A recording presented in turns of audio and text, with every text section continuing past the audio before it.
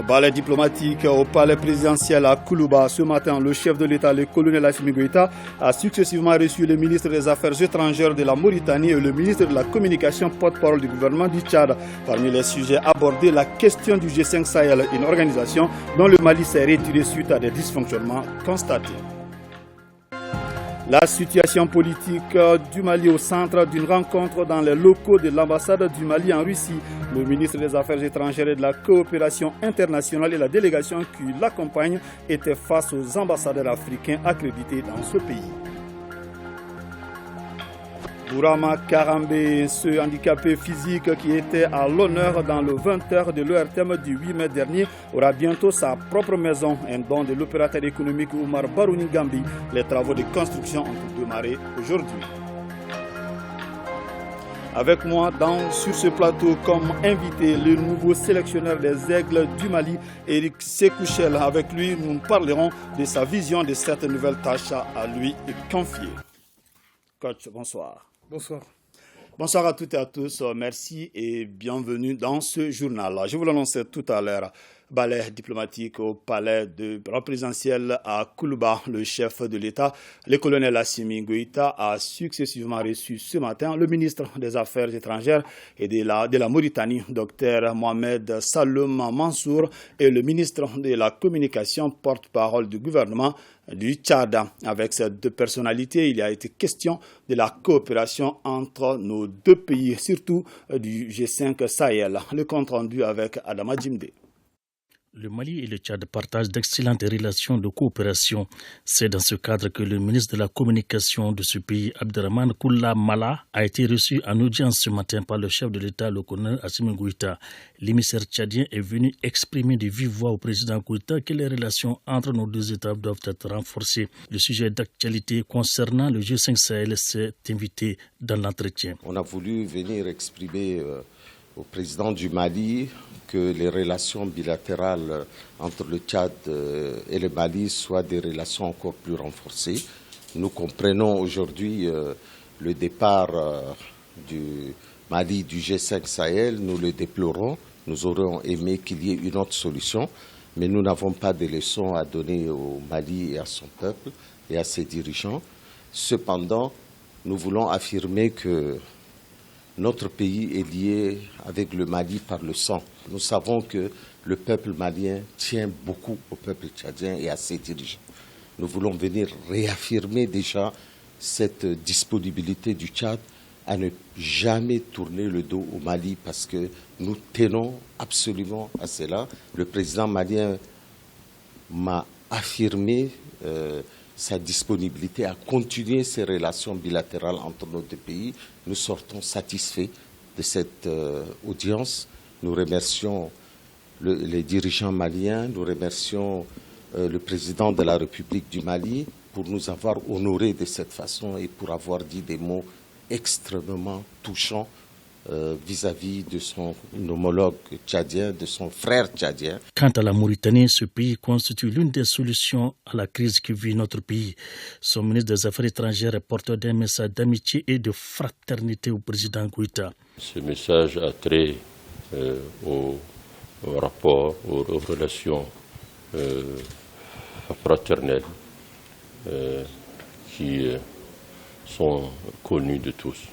Le message aussi a trait naturellement au dernier développement au niveau de notre institution sous-régionale qui est le G5 Sahel, qui, faut-il le rappeler, a été mis en place pour permettre à nos pays de conjuguer tous leurs efforts pour faire face aux défis convergents, aux effets cumulatifs, notamment au plan sécuritaire, qui font peser de graves menaces sur nos différentes populations. Le chef de l'État et ses interlocuteurs ont, semble-t-il, fait le tour d'horizon des différentes questions d'intérêt national touchant nos différents États. Fin de la visite de la vice-présidente du Bénin au Mali, un séjour qui s'inscrivait dans le cadre du renforcement de la coopération entre les deux pays. Elle repart dans son pays animée d'un sentiment de satisfaction après ces différentes rencontres avec les autorités de la transition. Elle a été accompagnée ce matin à l'aéroport international président Modibo Keïta Sénou par le Premier ministre Dr Choguel Kokla Maïga. Avant de quitter Bamako, Chabi Talata Azim, vice-présidente du Bénin, a été interrogée par Abdoulaye Sako. Les relations entre le peuple malien et le peuple béninois ont toujours été de bonnes relations. Je pars du Mali totalement satisfaite du soutien des autorités politico-administratives. Et vous avez vu, ce soutien est un soutien de taille. À mon arrivée, j'ai été accueillie au plus haut niveau par le Premier ministre. Je pars accompagnée également par le Premier ministre. Mon souhait et ma prière, c'est que nos peuples restent unis face aux grands défis de développement qui sont les nôtres. Nous avons un continent à construire.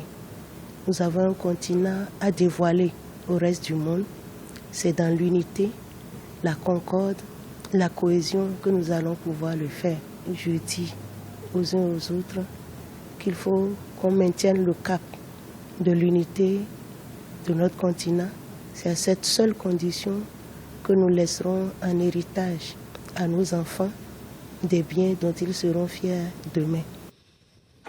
Le Premier ministre a rencontré cet après-midi les membres de l'association Guina-Dogon, une première rencontre entre le chef du gouvernement et ses invités qui a été à l'occasion d'échanger sur les réalités et préoccupations du pays Dogon. Guina-Dogon a félicité Dr Choguel Kokla Maïga pour les actions et décisions du gouvernement qui font honneur au Mali. Avec à sa tête le vice-président Amadou Ongoiba, la délégation a réitéré son soutien aux autorités de la transition. Les détails dans nos prochaines éditions. Direction le CICB où siègent les membres du CNT. Hier, ils étaient en séance plénière où ils ont statué sur un certain nombre de projets de loi. Mais d'abord, arrêtons-nous sur cet accueil chaleureux réservé par les membres au président du Conseil national de transition lorsqu'il a fait son entrée dans la salle. Boubacar Bablentouré. Standing ovation pour le président du Conseil national de transition, colonel Malik Diop. Une façon pour les membres du CNT de réaffirmer leur soutien indéfectible au premier responsable de cet organe législatif de la transition. Monsieur le Président, nous vous disons merci, le peuple nous dit merci. Avant aujourd'hui, il y a eu les 18 pouces, le changement, la réformation et le besoin de réformation, c'était depuis les 18 pouces. Depuis les 18 pouces de l'Union. Aujourd'hui, tout ce que nous sommes en train de faire, c'est bien entendu le cours de l'histoire. L'histoire, vous l'avez écrit, nous nous suivons, nous allons fermer le chapitre ensemble. Serein et convaincu de mener à bon port la transition, le président du CNT salue ce geste de patriotisme et invite ses collègues à plus de cohésion pour une transition réussie. Je remercie très sincèrement du fond de mon cœur, pas vous, mais nos détracteurs, les détracteurs de la nation qui nous permettent de renforcer cette cohésion, qui nous permettent de renforcer notre religion. On les applaudit pour qu'ils puissent continuer ainsi et nous allons nous consacrer à la Inch'Allah, nous prions Dieu Tout-Puissant de nous donner la force et la foi de réussir notre mission. En tout cas, soyez rassurés que, en tant que soldat, je ne vais jamais démériter. Un instant couronné par l'hymne national dont le ton a été donné par le premier responsable de l'institution.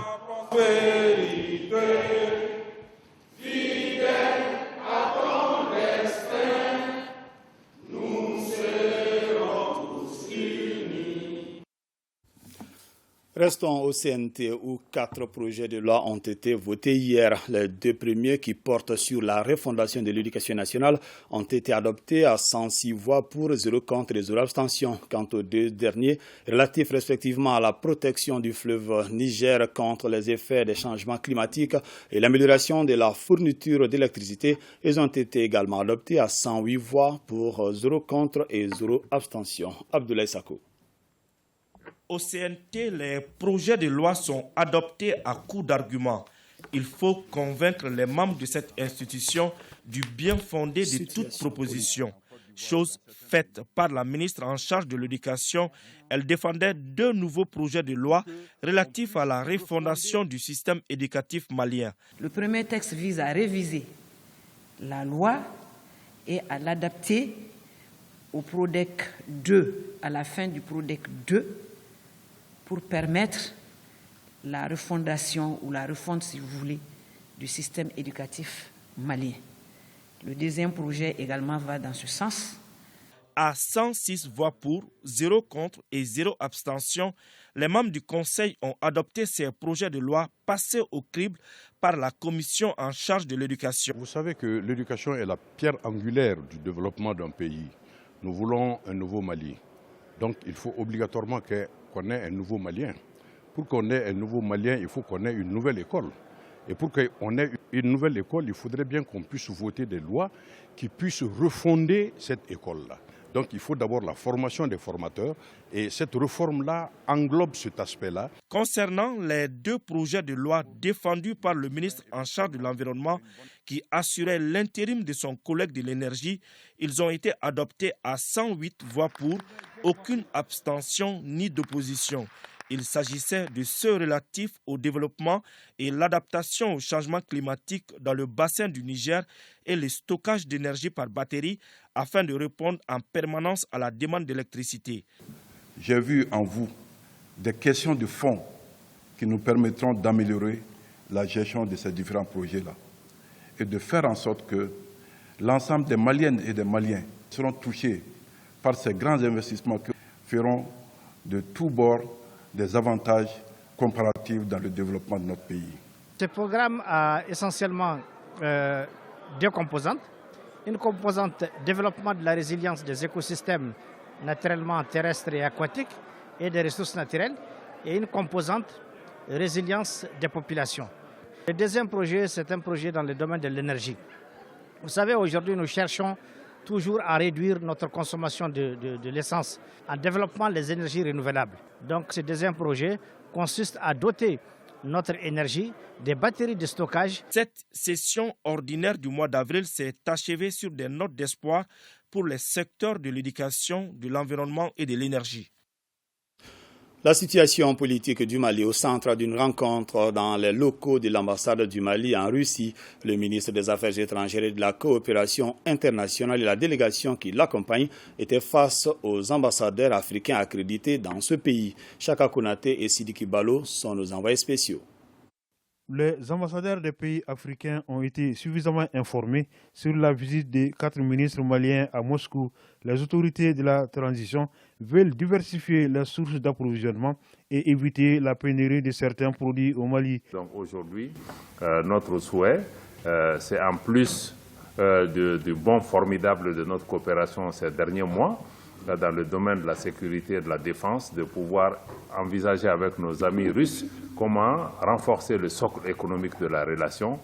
Et dans le contexte aussi géopolitique actuel, vous savez que la crise mondiale aujourd'hui crée aussi des tensions économiques dans beaucoup de pays, avec vraiment la restriction de l'offre de beaucoup de produits stratégiques essentiels, comme les denrées de première nécessité.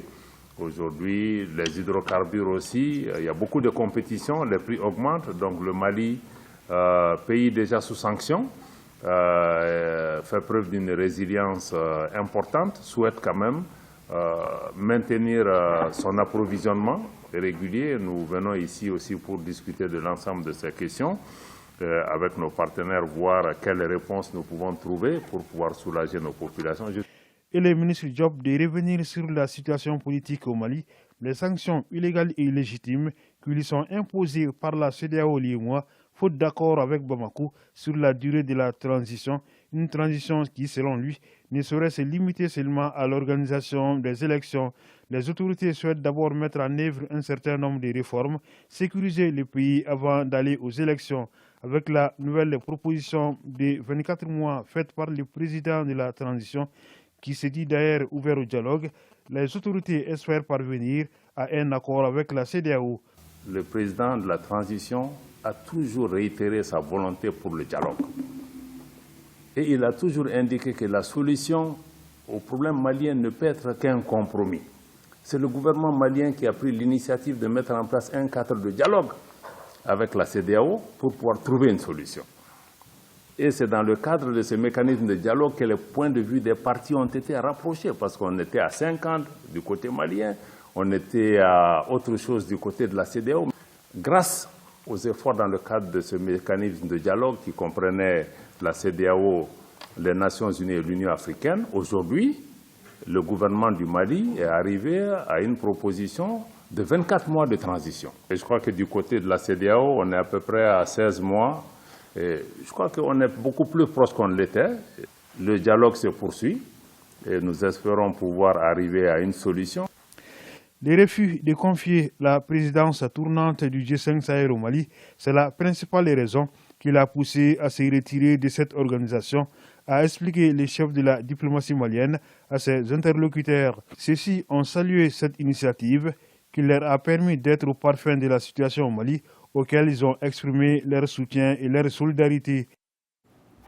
Ici à Bamako, le ministre de l'Industrie et du Commerce vient de visiter les 3 moulins de farine de blé dans les environs de Bamako. Constat, les 3 unités industrielles de production de farine de blé tournent en plein régime. Durant la visite, le ministre a rassuré les responsables des moulins que le gouvernement fera tout pour qu'il n'y ait pas de rupture de matières premières, notamment le blé. Boubacar Sissoko. Les 3 moulins de production de farine de blé visités par le ministre de l'Industrie et du Commerce dans le secteur de Banankorni et Sanankoroba tournent à plein régime. Ces industries de fabrique de farine de blé s'en sortent bien malgré la crise mondiale. Cependant, les responsables des différents moulins ont émis des inquiétudes. Nous avons échangé sur les enjeux et les défis qui nous attendent pour le reste de l'année, notamment vu le coût du blé et vu toutes les dispositions qui sont en train d'être mises en œuvre pour nous accompagner. Et vraiment, c'est une visite qui nous a satisfaits et pour laquelle nous sommes très ravis. Et aujourd'hui, nous avons échangé sur le fond pour voir qu'est-ce qu'il faut mettre en place à court terme pour régler les problèmes et à moyen terme pour nous mettre à l'abri de ce genre d'aléas qui peuvent arriver malheureusement dans notre industrie à moyen terme. Le ministre prend soin de nos inquiétudes. Premières qui sont les inquiétudes d'électricité, les fraudes d'importation de farine de blé et aussi pour pouvoir acquérir la matière première qui est le blé, le gouvernement aussi est en train de nous soutenir pour qu'on puisse avoir le blé à des prix compétitifs. À l'issue de la visite, le ministre s'estime satisfait et rassure le soutien du gouvernement à ces entreprises de production de farine de blé qui arrivent à écouler leur production sur le marché national. J'ai vu un travail immense qui est fourni par ces industriels pour approvisionner le marché en farine et pour que le pain aussi existe sur les étals de toutes nos villes. La question de l'électricité est une question récurrente. Je pense avec mes homologues, nous allons voir ce que nous pouvons faire à court terme pour répondre aux besoins de ces unités industrielles, mais nous allons faire des plans à moyen terme et à long terme pour voir comment on peut rendre autonomes ces unités industrielles sur le plan énergétique. C'est le monde qui a les difficultés aujourd'hui, ce n'est pas l'État malien seulement, c'est partout, c'est à travers le monde, les blés, les prix qui flambent, mais l'État quand même, l'État malien a beaucoup fait pour nous, pour vraiment surmonter ces difficultés-là. Après la visite, le constat qui se dégage est que ces moulins disposent d'un stock important de blé qui permettra à notre pays de ne pas connaître de rupture de farine.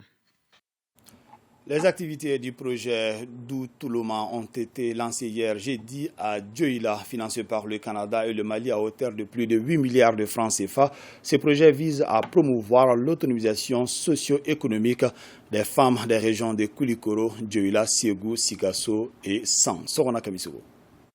S'il y a des problèmes qui coupent le sommeil aux femmes productrices, c'est bien le manque de terre, de formation et d'intrants agricoles. Pour apporter des réponses concrètes à ces difficultés, le Mali et le Canada lancent le projet Doutoulouma, entendé par la femme pilier de la famille. Les premiers bénéficiaires de ce projet, c'est la FENAFER et les ASPROFER. Ce projet est beaucoup plus axé sur l'accompagnement des agricultrices. Donc nous savons que ces organisations défendent les droits des agricultrices. Donc nous disons que non seulement appuyer les femmes dans les champs, mais il faut qu'ils fassent aussi du plaidoyer et du lobbying auprès des autorités nationales pour l'application des lois. Et ensuite, ça c'est au niveau de la composante 3. Et au niveau de la composante 1, nous allons accompagner les agricultrices et leurs familles. donc les femmes majoritairement, mais les hommes aussi. Et au niveau de la deuxième composante, nous allons accompagner des organisations paysannes de base et leurs unions. Le projet d'Outloma, Femmes piliers de la famille, est financé à hauteur de plus de 8 milliards de francs CFA. Sa mise en œuvre est assurée par l'Alliance agricole internationale. L'égalité entre les femmes et les hommes et le renforcement du pouvoir des femmes et des filles sont un des piliers prioritaires de la politique féministe d'aide internationale du Canada, dans une optique de favoriser une croissance partagée pour chacun et chacune. Le projet d'Outloma s'inscrit tout à fait dans cette politique. Les bénéficiaires directs du projet sont estimés à environ 10 000 agricultrices et agriculteurs, dont 81% de femmes, membres de 80 coopératives. Le nouveau projet va appuyer les efforts du gouvernement en faveur du monde rural. C'est pourquoi le département de tutelle fonde beaucoup d'espoir sur les résultats de ce projet. Pour parvenir à la sécurité alimentaire et nutritionnelle prônée par la politique de développement agricole de notre pays, le projet d'Outloma s'inscrit parfaitement dans les priorités du gouvernement de la République du Mali en matière d'appui conseil au monde rural en général et aux femmes rurales agricultrices en particulier. Je voudrais, au nom du ministre du Développement rural et du gouvernement de la République du Mali, remercier le gouvernement du Canada pour son appui multiforme et constant au monde rural malien. D'une durée de 5 ans, le projet d'Outloma, Femmes piliers de la famille, couvre les régions de Koulikoro, Ségou, Dioïla, Sigasso et San. Le ministre des Maliens établi à l'extérieur et de l'intégration africaine s'implique pour la mise en œuvre du pacte mondial pour les migrations sûres, ordonnées et régulières. Sur le sujet, le ministre Alhamdou Ag Ilien a animé une conférence dans la cité des Askia, Agali Agagissa. Plusieurs personnes, en majorité la gente féminine, ont pris d'assaut la salle de conférence du gouvernorat de Gao. Objectif, s'approprier de la politique nationale de migration. Dans son discours de bienvenue, la troisième adjointe au maire, Seima Meiga, n'a pas manqué d'exposer les drames causés par la migration irrégulière partout dans le monde. Quant au gouverneur de la région, le général de brigade Moussa Traoré, il a salué la construction de l'antenne régionale de la délégation des Maliens de l'extérieur de Gao et la tenue de cette conférence à Gao. Un choix non fortuit. Gao est une ville d'accueil, mais aussi une ville de départ, en même temps qu'une ville de transit. Et ce sont des facteurs de séparation qui font mal à la société. La migration n'est pas inutile. Parce que rien qu'en 2017, le gouvernement du Mali, à travers la Banque de développement, a enregistré une entrée budgétaire de plus de 635 milliards de francs CFA rapatriés par les migrants maliens à l'extérieur. Cette rencontre va permettre aux participants de comprendre les enjeux de la migration, un phénomène qui demeure un défi à relever par le gouvernement, d'où l'élaboration d'une politique nationale de migration. La politique nationale de la migration PONAM, adopté par le Mali, salué par la CEDEAO, a 3 axes. Un premier axe, c'est celui de la protection des migrants. Le second axe, c'est celui de leur assistance. Le troisième axe, c'est celui de leur insertion dans le tissu de développement socio-économique du pays. Le ministre Alhamdou a expliqué que la gestion de la migration est l'une des préoccupations majeures des hautes autorités du pays. L'engagement du président de la transition, le colonel Assimi Goïta, s'illustre par la mise en place d'un dispositif en matière d'emploi en faveur des jeunes, a-t-il déclaré. Il s'agit entre autres de l'existence du Fonds social pour la prise en charge des Maliens en situation de détresse dans leur pays d'accueil et de transit, le Fonds d'insertion et de réinsertion des migrants de retour au Bercail. Nous restons à l'intérieur du pays. Attaque terroriste au poste de gendarmerie de Tamani dans le cercle de Barawili. La situation est sous contrôle grâce à nos forces de défense et de sécurité, constat fait par le gouverneur de la région de Ségou, Kandesila. C'est le poste de gendarmerie de Tamani qui a été la cible de cette attaque par des hommes armés non identifiés. Selon les témoignages recueillis sur place par les autorités régionales, c'est en début de nuit que l'attaque a eu lieu ce jeudi. Donc on était là dans la salle, il y avait 2 éléments ici qui étaient dans la cour ici. Maintenant, à notre grande surprise, lorsque nous ouvrions, donc ils sont venus, ils ont attaqué directement par les fenêtres.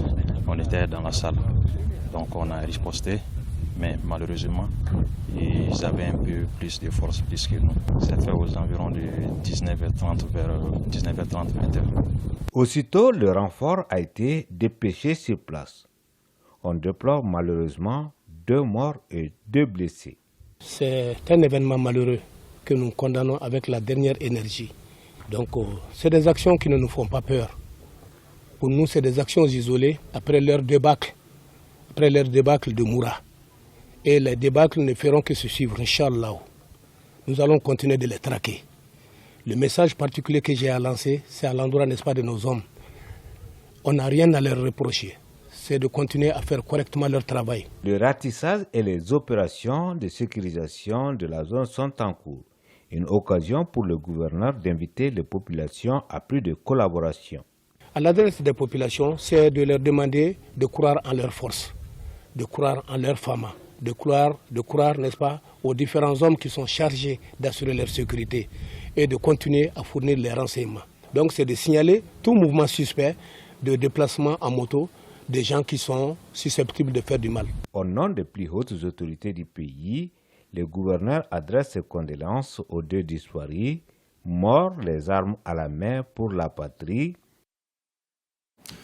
L'ambassadeur du Mali auprès du Royaume d'Espagne, Abdraman Babi, a présenté ses lettres de créance à Sa Majesté le roi Philippe VI d'Espagne au Palais Royal de Madrid. Le diplomate malien était accompagné de certains membres du personnel diplomatique de l'ambassade et bien sûr conformément et les membres de sa famille. Conformément à la pratique diplomatique, cette cérémonie consacre officiellement l'accréditation de l'ambassadeur du Mali auprès du Royaume d'Espagne et lui permet d'exercer pleinement ses fonctions d'ambassadeur.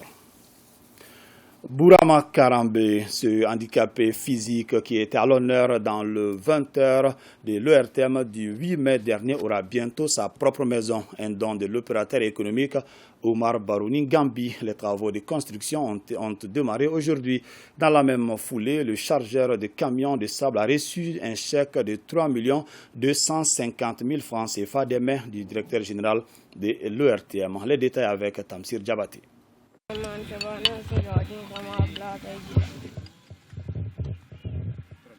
Cette phrase n'est pas tombée dans l'oreille d'un sourd. L'opérateur économique Omar Baroudi Gambi l'a entendu et a réagi. Sa réaction, la voilà. Un bâtiment à usage d'habitation d'une valeur de 32 millions de francs CFA pour Bourama Karambe qui a toujours rêvé d'avoir un toit en son nom.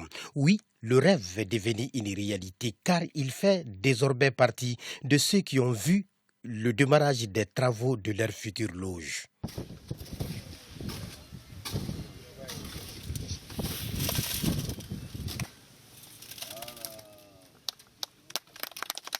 Misa Jami Milana bi wala aw ne ke maldenw ye aw ne ke dugudenw ye a diyara ye kosɛbɛ ne ka foli bɛ maliyɛn bɛɛ lajɛlen ye k'a fɔ ko ne m'a miiri ko ne kun bɛna du sɔrɔ bi ko alhamdulilahi rabbil alamin. Cette villa de type F4 sera bâtie sur une parcelle de 250 mètres carrés. Elle comprend 3 chambres salon, une terrasse et des toilettes internes et externes. En outre, il y aura une boutique qui servira dans 7 mois de lieu de commerce pour Bourama Karambe appelé à abandonner le métier des chargeurs. Et la représentante du donateur Kadialla salue le courage du bénéficiaire et appelle des bonnes volontés à aider les nécessités. Que tout le monde a été touché par la vidéo de ce brave monsieur qui a su travailler dignement malgré son handicap. Raison pour laquelle mon frère Omar Gambi a jugé nécessaire d'aider ce brave monsieur. Rasoul sallallahu alayhi wa sallam ba faga hadisa yɛrɛ la inna allaha fi auni al-abd ma dama al-abd fi auni akhihi ko adamaden ala b'i dɛmɛ n'a sɔrɔ i bɛ k'i mɔgɔ ɲɔgɔn dɛmɛ. Bourama Karambe a aussi reçu un chèque géant de 3 250 000 francs de la part des généreux donateurs, des Maliens de l'intérieur et de la diaspora. Ce n'est pas tout. Des personnes de bonne volonté se sont engagées à prendre en charge la scolarité de son fils Sekou Karambe. Ainsi, le directeur général de l'ORTM, Hassan Baba Djombele, accompagné par le directeur de l'ORTM 1, a, au nom du ministre de la Communication et de l'Économie numérique, salué les donateurs. Aujourd'hui, nous nous retrouvons sur ce chantier-là qui a été proposé par un Malien. Ça, il faut le souligner aussi. Je me permets de dire son nom parce que ce n'est pas sa première fois. Souvenez-vous, il y a quelques mois de cela, c'est lui qui nous avait permis d'avoir une maison pour le vieux Togola, qui aujourd'hui est dans sa maison grâce à ce généreux donateur, je le nomme ici Baroni Gambi. C'est le lieu vraiment au nom du ministère de la Communication, au nom de l'ensemble des travailleurs de l'ORTM, de saluer ce geste, de saluer également tous les Maliens de l'intérieur comme de l'extérieur qui se sont mobilisés pour rassembler ces fonds. Et c'est le lieu pour moi de saluer tous ceux qui, de près ou de loin, se sont investis pour donner un sourire à la famille Karambé. Star Forage Immobilier, maître d'ouvrage des travaux de construction, promet de finir la maison en 7 mois. Cela veut dire que décembre prochain, Karambé et sa famille seront chez eux à Banankoro. Et ce jour-là, ce sera sans doute le paradis sur terre pour cette famille. Les caisses Kafo-Djiguinéo de Bougouni et Fana ont tenu leur 13e assemblée annuelle. Il ressort de la rencontre que les signaux sont au vert. Drissa Kone. À la lumière des rapports présentés à cette 13e assemblée annuelle de la caisse de base Kafo-Djiguinéo de Bougouni, le bilan de 2021 est très satisfaisant. Tous les agrégats sont à la hausse, avec un résultat bénéficiaire de plus de 142 millions en 2021 contre 17 millions en 2020. Le taux de remboursement est passé de 91% en 2020 à 97% en 2021. Les bilans qu'on vient de nous présenter prouvent à suffisance que vraiment la Caisse de Bougouni travaille à hauteur des souhaits. C'est vraiment une grande fierté pour nous à Bougouni. Comme toutes les caisses de base de Kafo-Djiguinéo, celle de Fana a pu maintenir ses capacités de résilience et poursuivre sa mission. Cela en dépit du contexte économique difficile. Le résultat bénéficiaire de 2021 est globalement satisfaisant. Le résultat de 2021, la caisse de Kafo-Djiguinéo de Fana est vraiment satisfaisant. Ça dégage un résultat bénéficiaire de 60 millions. Le sociétariat a augmenté. L'encours des dépôts a aussi augmenté de façon spectaculaire. Aussi, l'encours crédit a évolué. Le total blanc a augmenté de plus de 200 millions. Cette institution de microfinance a favorisé la lutte contre la pauvreté, l'exclusion sociale à Fana et dans les autres communes. Ces différentes actions contribuent à augmenter la production agricole et à améliorer les conditions de vie de nos populations. Il faut signaler que Kafo-Djiguinéo dépend à 80% des activités de production du monde rural et celle du coton occupe une place de choix, indiquent les techniciens. Le nouveau sélectionneur des Aigles du Mali a animé sa première conférence de presse.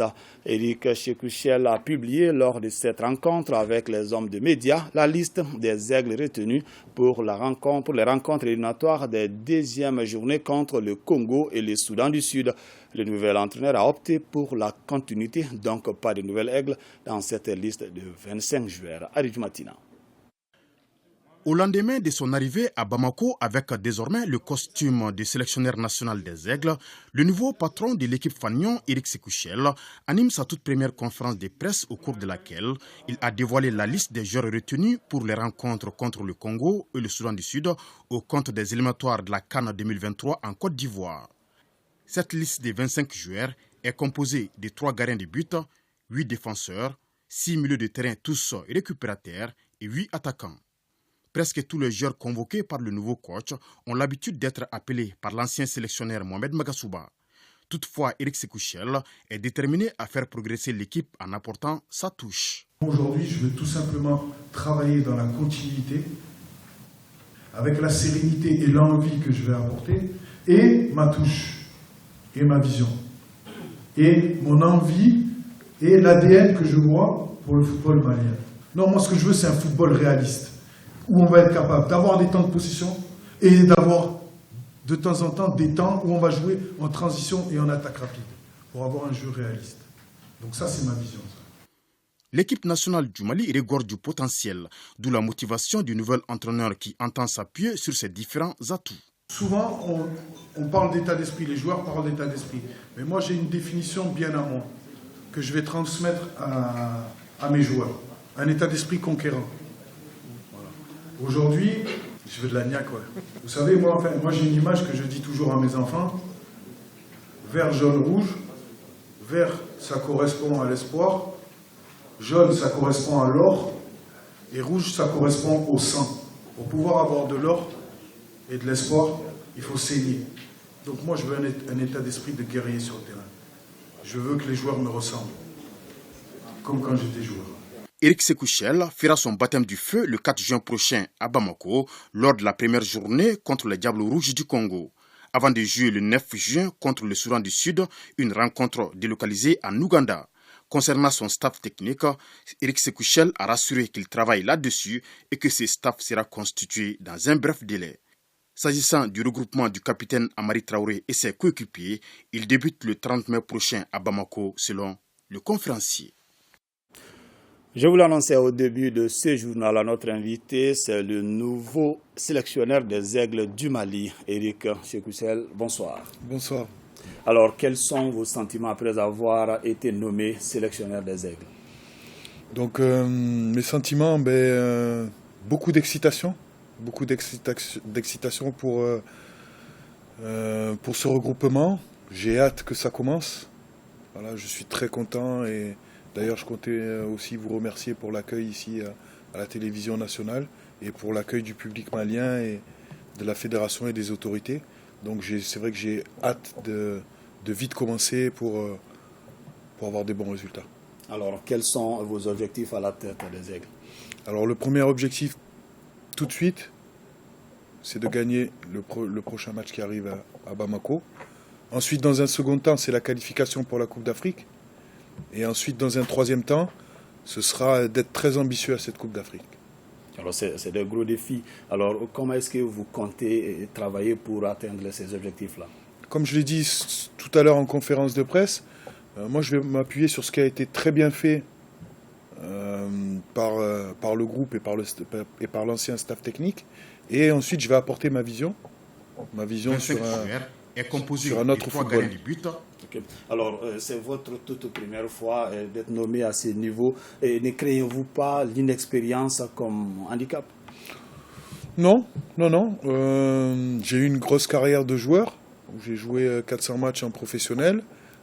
J'ai été international malien. Je suis entraîneur depuis 2012. Et je me forme et je suis très confiant. Alors, je suis conscient de ce fait, mais je suis conscient, j'ai beaucoup de certitude et très confiant sur ce que je peux apporter et ce que je dois apporter. Alors, vous avez déjà publié la liste de vos joueurs pour la rencontre éliminatoire de la CAN le 4 juin prochain contre le Congo. Alors, sur quoi vous vous êtes appuyé sur le choix des joueurs? Mais déjà sur un suivi des joueurs que je suis depuis un bon moment déjà, depuis de nombreuses années. Et puis également sur ce qu'ils ont fait en club. Et puis aussi par rapport à la stratégie que je vais adopter sur les 2 prochains matchs. Voilà, donc c'est vrai qu'il y a des, on va dire un petit peu des surprises sur certains joueurs qui manquaient de temps de jeu. Mais j'ai énormément confiance en eux. Et je sais qu'ils vont pouvoir m'apporter quelque chose et me faire la différence à des moments bien précis dans les matchs. Alors, Éric Sékou-Chel, merci beaucoup. Merci et bonne chance. Merci beaucoup. Dr Tchefin Sissoko élargit sa bibliographie avec la sortie de son tout nouveau livre intitulé L'excellence universitaire. L'ouvrage édité par les éditions L'Harmattan a fait l'objet d'une présentation à l'Université des Lettres et des Sciences humaines de Bamako. Mariam Koulibaly. Fasciné par l'environnement universitaire, Dr Tchefin Sissoko met une fois de plus sa plume au service des universités maliennes.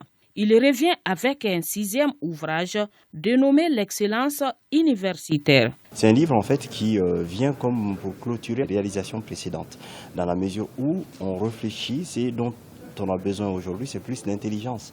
On n'a pas besoin de matières premières, ce qu'on a besoin c'est l'intelligence nécessaire pour transformer tout cela. Et ce qui produit de l'intelligence, c'est les formations supérieures parfois. C'est une formation de qualité. Et l'objectif de ce livre, c'est de proposer des ingrédients nécessaires pour que cette formation supérieure soit qualitative. En 170 pages, l'auteur relate les modalités d'une réorientation universitaire en vue de permettre aux forces vives de participer pleinement à la vie de la nation. Ce livre va nous aider dans nos tâches. Je peux même dire que c'est une espèce, n'est-ce pas, de Bible. Dans ses propositions, il montre que nous devons réviser nos offres de formation et rendre ces offres de formation, n'est-ce pas, beaucoup plus professionnelles. Suivi dans ses démarches, l'auteur a eu tous les honneurs des universitaires qui l'invitent à produire davantage. Ainsi prend fin cette édition. Merci de l'avoir suivi. Que le bon Dieu nous assiste.